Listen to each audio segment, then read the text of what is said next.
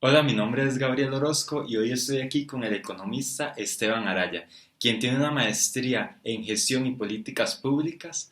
Además de esto, tiene una especialidad en desarrollo económico local. Nos va a hablar sobre cómo está la economía actualmente y cómo va a cambiar. ¿Qué son esas nuevas estrategias que tenemos que adquirir para poder sobrevivir esta crisis que se nos viene? Desde su perspectiva económica, nos va a estar diciendo lo que ha notado que ha ido cambiando en el mercado y cómo adaptarnos más rápido al nuevo mercado. Gracias, Gabriel. Es necesario primero empezar a explicarle a las personas que la situación que estamos viviendo en estos momentos es una situación inédita, es decir, que ningún gobierno estaba preparado para poder atender este asunto de la pandemia del COVID-19 y como gobiernos están inmersos dentro de una economía de mercado. La economía como tal tampoco estaba preparada para poder atender estos shocks, ¿verdad?, que hemos tenido, estos cambios tan abruptos en tan corto tiempo. Eso es importante, entender la situación que estamos. Entonces, no era una situación previsible, ni tampoco era una situación en que los gobiernos, ni la economía como tal, tenían las herramientas para poder atender en el corto plazo medidas que pudiese ayudar al sector empresarial o ayudar al sector emprendedor de las economías que estemos hablando en cualquier país. Esto es a nivel mundial, no solo es Costa Rica, sino que es una situación a nivel mundial. Y aquí el factor diferenciador es cómo cada gobierno atiende esta situación a lo interno de su economía. Entonces aquí vamos a ver diferentes actuaciones, ¿verdad?, en Latinoamérica, en Europa, en Asia, de los gobiernos en las medidas gubernamentales en temas de sanidad, en temas de reactivación económica, que todavía no podemos hablar de reactivación económica. ¿Por qué? Porque estamos atendiendo apenas el tema de sanidad primero, ¿verdad?, de lo que es la salubridad pública. Y luego las medidas de reactivación económica, pero no se van a ver. Eso es importante. Entonces tenemos que entender esa situación inicial.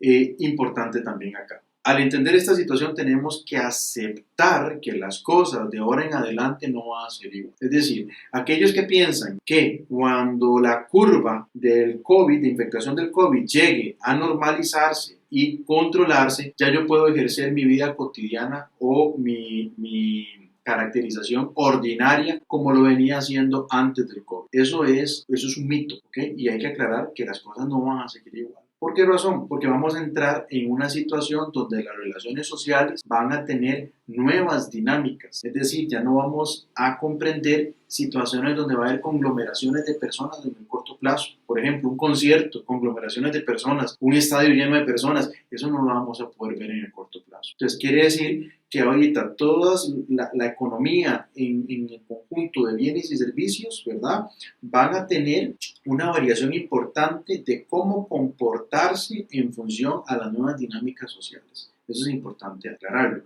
Entonces tenemos que aceptar que estamos iniciando una nueva coyuntura de comportamiento social del individuo como tal. Las relaciones comerciales que nosotros teníamos antes de llegar donde el pulpero y sentarnos y hablar y estrechar la mano a la persona y dar un fuerte abrazo, o en el más sentido común que hemos visto, las personas que se sitúan con un local y dan degustaciones, por ejemplo, todo eso va a cambiar. Entonces es una nueva coyuntura que nos vamos a enfrentar. Tenemos que aceptar que las cosas no van a ser igual. Entonces, ¿qué tenemos que hacer? Entender esta situación como una situación nueva, y al ser nueva tenemos que nosotros ser capaces de innovar para tener esta coyuntura como una nueva oportunidad. No hay que comprenderlo como un problema, sino como una nueva oportunidad para ver cómo mi dinámica comercial, por ejemplo, en la parte de emprendedurismo o la parte microempresarial, esa oferta comercial, cómo mi oferta comercial puede adecuarse a esta nueva dinámica social. Ese es el reto que tenemos que tener. Verlo como una oportunidad y adecuar mi relación comercial con mi usuario, con mi demandante, con mi consumidor. ¿Sí? Eso es importante. Ahora bien, estos cambios están conllevando a un cambio en la estructura del consumidor. Un cambio en la estructura del consumidor. ¿En qué sentido? Ahorita vamos a ver que las personas van a tener una necesidad primaria de ¿qué? De esos bienes y servicios que le van a satisfacer una situación de las necesidades básicas. Entonces, aquí, ¿qué estoy hablando yo? Aquí va todas las familias en función a la situación que estamos nosotros atravesando atravesando, va a priorizar el pago de la luz, va a priorizar el pago del recibo de agua, va a priorizar el pago del celular o el recibo telefónico, va a priorizar la cesta de bienes que consumía en el supermercado, y esta cesta de bienes que consumía en el supermercado va a tener una variación. ¿Por qué va a tener una variación? Porque yo ya no voy a ir al supermercado pensando en llevar en mi carrito el galón de helados que me gustaba, sino que ahora yo voy a pensar en mi carrito en el supermercado que tengo que llevar desinfectante, cloro, aerosol antibacterial, etcétera, etcétera, etcétera. Alcohol en gel, que ahorita ha sido una demanda exitosa de alcohol en gel, toallas sanitarias, todo este conjunto de bienes que involucran una necesidad básica inmediata que se llama la salubridad de mi familia o la salubridad, ¿verdad? El tema de higiene personal e higiene del entorno. ¿Por qué razón? Porque vemos que este virus ya está científicamente comprobado que puede estar por el tema de transmisión de una persona en lugares, por ejemplo, como una mesa, una perilla de una puerta, un teclado de una computadora. Entonces quiere decir que nosotros tenemos que empezar a atender esa necesidad básica para no tener esa transmisión del virus, y al atender esa necesidad básica para no tener esa transmisión del virus quiere decir que mi estructura de consumo va a variar. ¿Qué va a conllevar eso? Bueno, es sencillo. Supongamos que tenemos un microempresario o un emprendedor que está haciendo artículos o collares. Entonces, ahorita una familia no va a tener ese collar como una necesidad básica, sino que va a tener que suplir sus necesidades básicas en función a la nueva dinámica de consumo. Entonces, ese collar pasa, cuidado y no, a una cuarta, quinta, sexta o séptima opción. O si no, ninguna opción de consumo. Entonces, ¿qué tiene que hacer el sector emprendedor o el sector microempresa? Tienen que ver cuáles son las nuevas necesidades que ha creado esta situación coyuntural y ver cómo crear oferta, cómo crear una oferta que satisfaga estas necesidades coyunturales. ¿Por qué razón? Porque si tenemos una microempresaria, un emprendedor que dice, no, creo que esta situación va a pasar en unos 2 meses, en unos 3 meses, eso es un mito, ya está certificado científicamente que esta situación vamos a tener que convivir con el virus, mientras se hace todo el desarrollo de vacunas y todo el tema de salud pública, convivir con el virus, pero esta convivencia es de mediano plazo. Se proyecta, economistas han hecho proyecciones que la economía costarricense puede estarse recuperando, empezar a una curva de recuperación en agosto, septiembre, pero siempre vamos a tener personas infectadas. Por lo tanto, es lo que yo reforzaba al inicio. Las personas no es que van a llegar a su cotidianidad original, no, ahora tenemos una nueva cotidianidad. El gobierno puede bajar las medidas sanitarias, ¿verdad? Puede bajar las medidas de restricción, pero nosotros tenemos que comportarnos diferente socialmente hablando. Y ese comportamiento nuevo lo que va a conllevar es a nuevas estructuras de consumo, nueva priorización de lo que son necesidades básicas. Que tenemos aquí un elemento que está jugando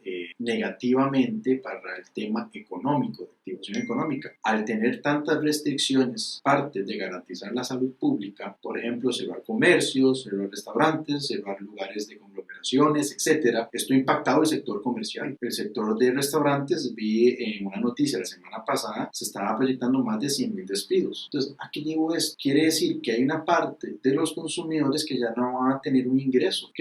O un ingreso, digamos, por decirlo así, proyectado, que pueden garantizar un ingreso proyectado. Ahora no tienen ingresos, y muchos comercios y muchos empresarios y muchos emprendedores se están quedando sin ese consumo. ¿Qué quiere decir esto, Gabriel? Quiere decir que vamos a tener un conglomerado de consumidores, ¿verdad?, que eran activos antes, que ahora en estos momentos no van a poder seguir con su estructura de consumo. Entonces, si ya estoy diciendo que el collar va a quedar en cuarto, quinto nivel de prioridad, ahorita esa persona que quería comprar ese collar en ese cuarto, tercero, quinto nivel de prioridad, ya ni tan siquiera va a poder. Ahorita en estos momentos tenemos familias que ni tan siquiera tienen un sustento de un ingreso para poder pagar sus bienes de necesidad básica, agua, luz, teléfono, lo que acabo de mencionar. Entonces, ¿cómo van a pensar esas personas en ir a comprar al comercio bienes que antes sí compraban? Entonces, como la candela artesanal, el collar, los anillos, todo eso va a ir replegándose en una secuencia de prioridad Z, por decirlo así. Entonces, esas son dinámicas que el empresario, el emprendedor, el microempresario tiene que comprender en estos momentos.